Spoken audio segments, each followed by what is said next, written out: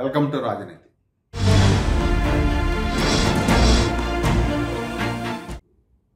Retired IPS అధికారి AB Venkateswararao గారికి మొత్తానికి ఒక కార్పొరేషన్ చైర్మన్ పోస్ట్ ఇచ్చింది ఈ ప్రభుత్వం. అధికారంలోకి వచ్చిన 7 నెలల తర్వాత తీరిగ్గా పదవి ఇచ్చారు. ఈ పదవి ఇచ్చినందుకు సంతోషించాలో లేకపోతే ఆయనకి సరిపడని పదవి ఇచ్చినందుకు ఏడవాలో అర్థం కాని పరిస్థితి. నిస్సందేహంగా ఈ పదవి ఆయన స్థాయికి తగిన పదవి కాదు.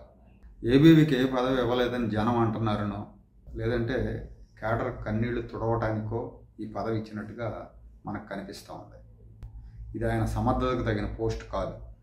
తెలుగుదేశం కేడర్ అంతా కూడా ఆయనకు ప్రాధాన్యత కలిగిన పోస్ట్ ఇవ్వాలని కోరుకున్నారు. వైసీపీ హయాంలో జరిగిన అక్రమాల మీద విచారణ కమిటీ లాంటిది వేసి దానికి అధిపతిగా పెట్టడం లేదంటే విజిలెన్స్ కమిషనర్గా నియమించడం ఇలాంటి పదవులు అయితే జగన్ హయాంలో రెచ్చిపోయిన వాళ్ళ పీచం అనచడానికి అవకాశం ఉండేది. ఆ విషయంలో ఏబీవీ సమర్థుడు అన్న భావన అందరికీ ఉంది. పైగా ఆయన బాధితుడు. జగన్ విషయంలో రాజీ పడే మనస్తత్వం కాదు ఆయన. ఇంటెలిజెన్స్ చీఫ్గా చంద్రబాబు నాయుడు గారు సీఎంగా ఉన్నప్పుడు ఆయన ఇంటెలిజెన్స్ చీఫ్గా పనిచేసినప్పుడు ఈయన మీద తెలుగుదేశం ముద్ర వేశాడు ప్రతిపక్షంలో ఉన్న జగన్మోహన్ రెడ్డి. ఈయన చంద్రబాబు కోసం పనిచేస్తున్నాడని ఆరోపించాడు. అధికారంలోకి వస్తే ఆయన సంగతి తేలుస్తా అన్నాడు. చెప్పినట్టుగానే సంగతి తేల్చాడు. 2 సార్లు సస్పెండ్ చేశాడు. ఏమాత్రం ఆధారాలు లేని కేసు పెట్టి 2 సార్లు సస్పెండ్ చేసి జీతం అవ్వకుండా వేధించి నానా ఇబ్బందులు పాలు చేశాడు జగన్మోహన్ రెడ్డి. ఈయన తన సొంత డబ్బులతో కోర్టులు మెట్లెక్కాడు. కోర్టులో పోరాటం చేశారు. క్యాట్కి వెళ్ళారు, హైకోర్టుకి వెళ్ళారు, సుప్రీంకోర్టుకి వెళ్ళారు. సొంత డబ్బులు, జీతం లేదు. ఇంకోవైపు ఆయన పోరాటం చేశాడు. ఏ రోజు కూడా మడం తిప్పల జగన్మోహన్ రెడ్డి ప్రభుత్వం మీద, జగన్మోహన్ రెడ్డి మీద తల వంచల. కోర్టులన్నింటిలో అనుకూలంగా తీర్పులు వచ్చినాక ఇక కాదనలేని పరిస్థితుల్లో చివరి రోజు ఆయన రిటైర్ అవడానికి 1 రోజు ముందు ఆయనకు పోస్టింగ్ ఇచ్చారండి. ఆ పోస్టింగ్ ఇచ్చే దానిలో కూడా చాలా ప్రహసనాలు నడిచినాయి. అందరికీ తెలుసు ఆ విషయం. ప్రింటింగ్ అండ్ స్టేషనరీ కమిషనర్గా ప్రాధాన్యత లేని పోస్టులో రిటైర్ అయిపోయారు ఆయన. ఆ రోజున ఏబి వెంకటేశ్వరరావు గారు జగన్మోహన్ రెడ్డితో రాజీ పడి ఉంటే ఆయనకు మంచి పోస్ట్ ఉండేది. 5 ఏళ్ళు సర్వీస్ నష్టం జరిగేది కాదు.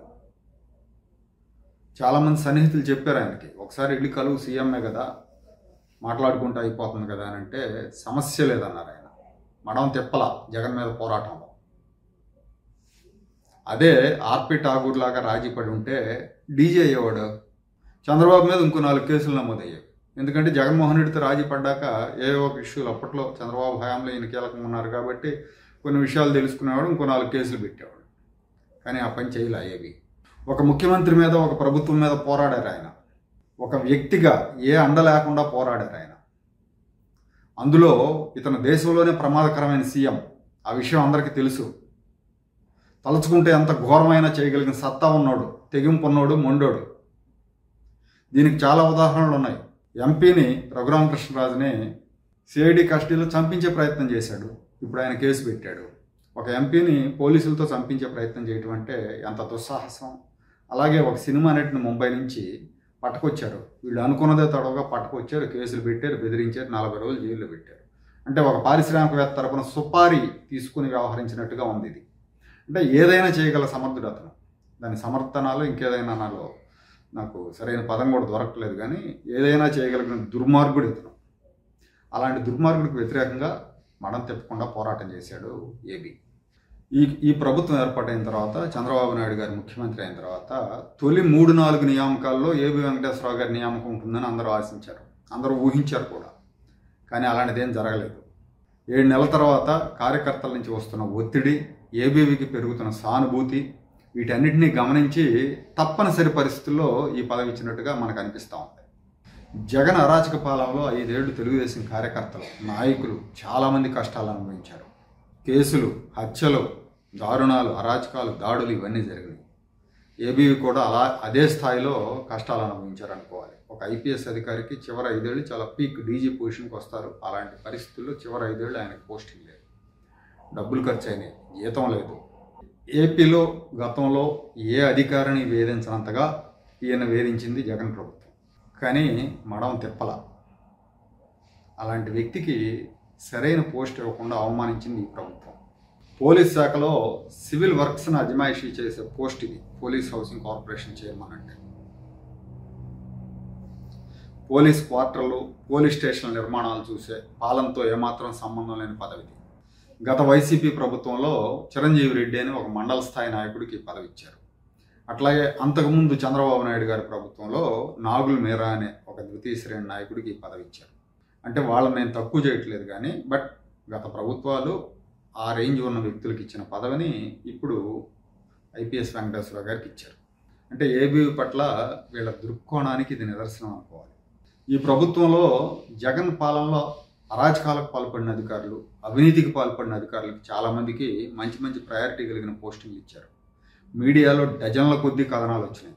కొన్నిసార్లు తప్పనిసరి పరిస్థితుల్లో కొంతమందిని మార్చారు, కానీ ఎక్కువ మంది స్టిల్ కంటిన్యూ అవుతున్నారు. చాలా ఉదాహరణలు ఉన్నాయి. కృష్ణా జిల్లా ఎస్పీ గంగాధరరావు కంటిన్యూ అవుతున్నాడు. అంగళంలో చంద్రబాబు మీద కేసులు పెట్టింది అతనే. ఒకటి కాదు, టీటీడీ జేఈఓగా జైళ్ల శాఖ రవికిరణ్ రెడ్డిని నియమించాలని ఒక జీవో చివరిలో ఆగిపోయింది. ముఖ్యమంత్రి సంతకం దాకా వెళ్ళిన జీవో ఆగిపోయింది. అది కూడా మీడియాలో వార్తలు వచ్చిన తర్వాత ఆగిపోయింది. అతని అరాచకాలు ఇప్పుడు కూడా చూస్తున్నాం మీడియాలో వార్తలు. జైలు సిబ్బంది కూడా అతనికి వ్యతిరేకంగా ధర్నాలు చేస్తున్నారు. అలాంటి పరిస్థితి ఉంది. జగన్తో రాజీ పడ్డ అధికారులు, లొంగిపోయిన అధికారులు, అరాచకాలు చేసిన అధికారులందరికీ పోస్టింగులు దక్కుతున్నాయి. ఆర్పి ఠాకూరే ఉదాహరణ. 2018లో ఆర్పి ఠాకూర్ డీజీపీ అయ్యారు. 2019 ఎన్నికల్లో జగన్మోహన్ రెడ్డి ముఖ్యమంత్రి అయ్యారు.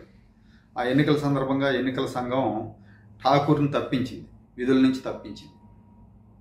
ఆ తర్వాత జగన్మోహన్ రెడ్డి ముఖ్యమంత్రి అయ్యాక ప్రయారిటీ లేని స్టేషనరీ ప్రింటింగ్ కమిషనర్గా నియమించారు. కానీ ఆ తర్వాత ఆయన జగన్మోహన్ రెడ్డి గారిని కలిశారు, జగన్కు లొంగిపోయారు. ఆ లొంగుబాటు జెండా ఎగరేశాక ఆర్టీసీ మేనేజింగ్ డైరెక్టర్ పోస్ట్ వచ్చింది. VC and MD, vice chairman and MD post దక్కింది. జగన్మోహన్ రెడ్డికి లొంగిపోయినందుకు ప్రతిఫలంగా ఆర్పి ఠాకూర్కి ఆర్టీసీ ఎండి పోస్ట్ ఇచ్చారు. ఏబీలాగా ఆయన సస్పెండ్ చేయలేదు, ఆయన ఖాళీగా కూడా పెట్టలేదు. కూటమి గెలవడంతో మళ్ళీ ఇక్కడికి వచ్చాడు. పోలీసు నియామకాల్లో తెర వెనుక కీలకమైన పాత్ర ఇతను నిర్వహించాడన్న ఆరోపణలు ఉన్నాయి. వైసీపీ అనుకూల అధికారులకు పోస్టింగ్లు ఇప్పించాడు. అలాంటి వ్యక్తికి ఏపీ ప్రభుత్వ సలహాదారు పోస్ట్ ఇచ్చారండి ఇప్పుడు. అంటే ఏబీ వెంకటేశ్వరరావు గారికి ఏమో పోలీస్ హౌసింగ్ కార్పొరేషను, ఈయనేమో రాష్ట్ర ప్రభుత్వ సలహాదారు. సజ్జల రామకృష్ణారెడ్డి లాగా అనుకోండి. కాకపోతే సజ్జల తాడేపల్లి నుంచి విధులు నిర్వహించాడు, ఈయన ఢిల్లీ నుంచి విధులు నిర్వహిస్తాడు. అసలు ఇతని సలహాదారు ఏంటి? ఇతనికి రాష్ట్ర సమస్యల మీద ఏమన్నా అవగాహన ఉందా? ఇతను బీహారీ బాబు. అఫ్కోర్స్ స్టేట్లో పనిచేస్తే చేసి ఉండొచ్చు, సర్వీస్ ఉండొచ్చు. క్షేత్రస్థాయిలో ఆంధ్రప్రదేశ్లో సామాజిక, రాజకీయ, ఆర్థిక పరిస్థితుల మీద ఇతనికి ఉన్న అవగాహన ఏంటి? కనీసం ఒక సామాన్య టీడీపీ కార్యకర్తకు ఉన్న అవగాహన ఉందా ఇతనికి? అనిల్ చంద్ర పునేట అనే ఐఏఎస్ అధికారికి, రిటైర్డ్ ఐఏఎస్ అధికారికి విజిలెన్స్ కమిషనర్ ఇచ్చాయండి. ఆయనకి ఎందుకు ఉంటుంది అంత పంతం?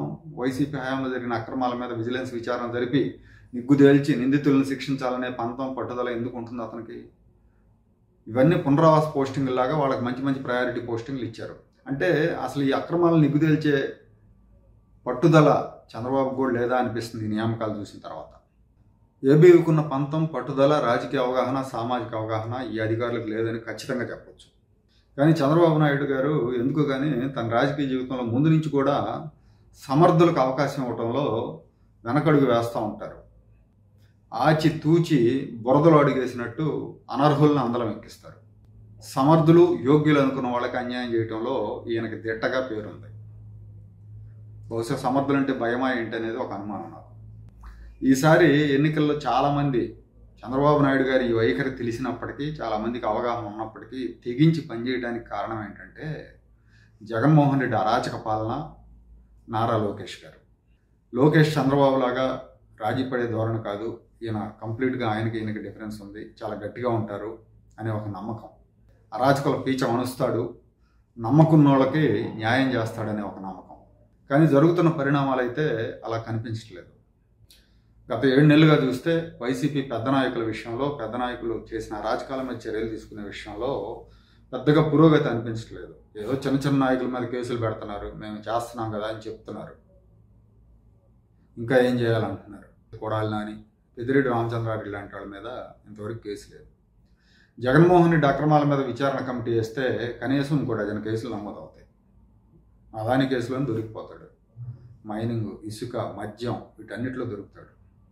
ఆ వైపు దృష్టి పెట్టినట్టుగా కూడా మనకు కనిపించదు. ఇంకో విషయం ఏంటంటే ఏబీవీకి జీతం ఇచ్చాం కదా, న్యాయం చేశాం కదా అన్నట్టు కూడా కొంతమంది చెప్తున్నారు. జీతం ఇవ్వాల్సిందే. సస్పెన్షన్ రద్దయిపోయిన తర్వాత, కోర్టులో రద్దయిన తర్వాత, ఆయన డ్యూటీలో జాయిన్ అయిన తర్వాత ఆయనకి న్యాయబద్ధంగా రావాల్సినవన్నీ కూడా ఇవ్వాల్సిందే. దానిలో ప్రత్యేకంగా చేసిన ఫేవర్ ఏమి ఉండదు. అయినా ఇప్పుడు ఈ పోస్ట్ ఇవ్వడం ఎలా ఉందంటే ఇష్టం లేనమ్మ పెట్టినట్టుగా ఉంది. పార్టీ నాయకత్వం తీసుకుంటున్న ఇలాంటి నిర్ణయాలు కార్యకర్తలకు చాలా చికాకు కలిగిస్తున్నాయి. చాలామంది నాయకులు కూడా అంతర్గత సంభాషణలో ఈ ప్రభుత్వ పనితీరు తీసుకుంటున్న నిర్ణయాల మీద సాటిస్ఫాక్షన్తో లేరు. ఇక్కడ తీసుకుంటున్న నిర్ణయాలు తప్పని చెప్తేనో, లేకపోతే ఇది సరికాదు సరి చేసుకోండి అని చెప్తేనో దాన్ని నెగిటివ్గా తీసుకుంటే చేసేదేం లేదు. జగన్మోహన్ రెడ్డి అరాచకుడు, ఇలాంటి అరాచకుడు మళ్ళీ రాకూడదంటే మీరు ఇంకో 5 ఏళ్ళు అధికారంలో ఉండాలి, ఈ 5 ఏళ్లే కాదు, కాబట్టి మీ తప్పులు సరిదిద్దుకోండి అని చెప్పడమే కానీ ఏదో మిమ్మల్ని వ్యతిరేకిస్తున్నామనో లేకపోతే మీకు వ్యతిరేకంగా పనిచేస్తున్నామనో కాదు. మీ శ్రేయస్సు కోరి ఈ సూచనలు సలహాలు చెప్తున్నాం. అది నాయకులైనా కావచ్చు, నేను కావచ్చు, మీడియా వాళ్ళు కావచ్చు, ఎవరు చెప్పినా కూడా మీరు సరైన మార్గంలో పరిపాలించండి. జగన్మోహన్ రెడ్డికి మళ్ళీ అవకాశం ఇవ్వకుండా పరిపాలించండి. మీ నాయకత్వంలోనే ఆంధ్రప్రదేశ్ అభివృద్ధి చెందుతుందనే అనే ఉద్దేశంతో చెప్తున్నారు అనుకోవాలి. ఇప్పుడు చంద్రబాబు నాయుడు గారు ఏబీవీకి న్యాయం చేశారా, అన్యాయం చేశారా అని చర్చ జరుగుతూ ఉంది. మెజారిటీ ప్రజలు ఇదేదో సామెత చెప్పినట్టుగా చేశాడు చంద్రబాబు నాయుడు అన్నట్టు మాట్లాడుతున్నారు. ఇది ఏమాత్రం ఆయనకు సమర్థతకు, ఆయన స్థాయికి తగిన పదవి కాదంటున్నారు. ఈ పదవి ఇచ్చి ఆయన కూడా డైలమాలో పెట్టారు. ఈ పదవి తీసుకోవాలా వద్దా, తీసుకోకపోతే మేము ఇచ్చాము ఆయనే తీసుకోలేదు అంటారు. తర్వాత ఇంకో చర్చ కూడా మొదలు పెడతారు. ఆయనకు అంత ఇదా, మేము ఇస్తే తీసుకోరా అనేది కూడా అంటారు. తీసుకుంటే పీకేదేం లేదు, చేసేదేం లేదు, సిమెంట్ బస్తాలు లెక్కలు రాసుకోవడం. 2 ఏళ్ల పాటు తనకు, తెలుగుదేశం పార్టీ కార్యకర్తలకు జగన్మోహన్ రెడ్డి చేసిన అన్యాయానికి బదులు ఇవ్వాలన్న పంతం ఆయనదే. కానీ ఆ అవకాశం ఇవ్వలేని భీరత్వం చంద్రబాబుది. పైగా ఇక్కడ ఇంకో విషయం ఏంటంటే జీవో ఇచ్చే ముందే చెప్పాలి ఆయనకి, నీకు ఈ పదవి ఇస్తున్నాం, నీకు ఇష్టమేనా అని అడగాలి. అట్లీస్ట్ మర్యాదపూర్వకంగానే చెప్పాలి, నీకు ఈ పదవి ఇవ్వబోతున్నాం అని చెప్పి. కానీ ఎవరు చెప్పలా, డైరెక్ట్గా ఆయనతో మాట్లాడకుండా జీవో ఇచ్చేశారు. ముందే చెప్తే బాబు నాకు ఈ పదవి వద్దు, ఏమొద్దు, మీరు ఇచ్చిన సహకారానికి థ్యాంక్స్ అని చెప్పి ఒక నమస్కారం పెట్టేవారేమో. కానీ ఇప్పుడు అనౌన్స్ చేశాక ఆయన డైలమాలో పెట్టేశారు. చెప్పకుండా అనౌన్స్ చేసి మెజారిటీ క్యాడర్ అయితే ఆయన ఈ పదవి తీసుకోకూడదు, రిజెక్ట్ చేయాలని కోరుకుంటున్నారు.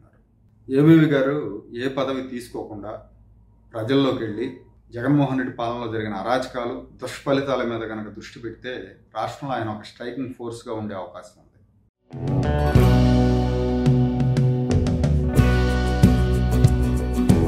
Like, share and subscribe to Rajaniti channel.